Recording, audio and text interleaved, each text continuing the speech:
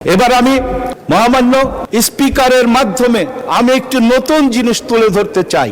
আমি অনেক বক্তব্য শুনেছি, অনেক বিপ্লবী কথা শুনেছি, অনেক সংগ্রামী নেতাকে দেখেছি। আমার মনে হয় একটি বিষয় আজকের এই মহান সংসদে যারা উপস্থিত রয়েছেন, অনেক গবেষক রয়েছেন, অনেক লেখক রয়েছেন, অনেক চিন্তাবিদ রয়েছেন, তাদের উদ্দেশ্যে আমি একটি কথা তুলে ধরতে চাই।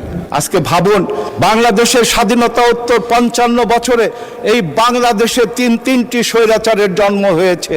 প্রথম স্বৈরাচার স্বাধীনতা যুদ্ধের ঘোষণা দিয়ে যুদ্ধের ময়দানে জীবন বাজি রেখে যিনি এই স্বাধীনতা এনে দিয়েছেন, সেই শহীদ প্রেসিডেন্ট জিয়াউর রহমানের স্বাধীনতা যুদ্ধের সমাপ্তির পরে পশ্চিম পাকিস্তান থেকে নিরাপদে বিমানে বাংলাদেশের মাটিতে নামিয়ে যিনি প্রথম স্বৈরাচার হিসাবে নিজেকে প্রতিষ্ঠা করেছিলেন, সেই শেখ মুজিব।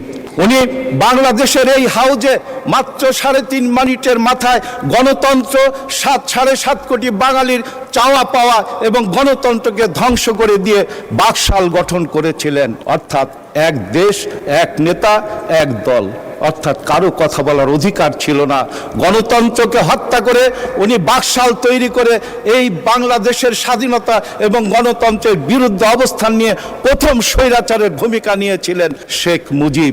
দ্বিতীয় স্বৈরাচার হিসাবে যিনি এসেছিলেন, তার ইতিহাস আপনারা সবাই জানেন, স্বৈরাচার এরশাদ, যার নামের আগে আমরা স্বৈরাচার হিসাবে আখ্যা দিয়ে তাকে বলি স্বৈরাচার এরশাদ। তিনি 9টি বছর এই দেশটা পরিচালনা করেছেন বন্দুকের নল দিয়ে।